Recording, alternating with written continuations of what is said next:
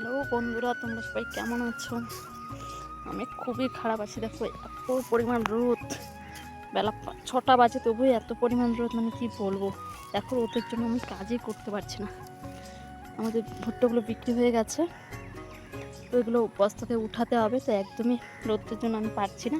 তো তোমাদের দিকে কেমন রোদ একটু কমেন্ট করে জানিও গাইস। তো আজকের জন্য এতটুকুই, দেখা হচ্ছে পরে। টাটা।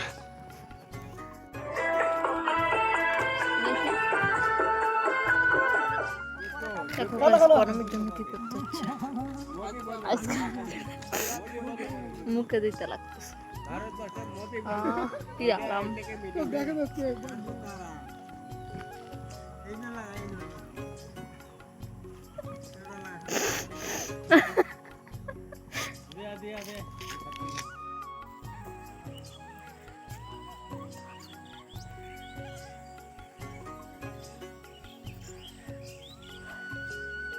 অবস্থা খুবই খারাপ, এত গরম এর আগে কখনো পড়ে নাই গাইস।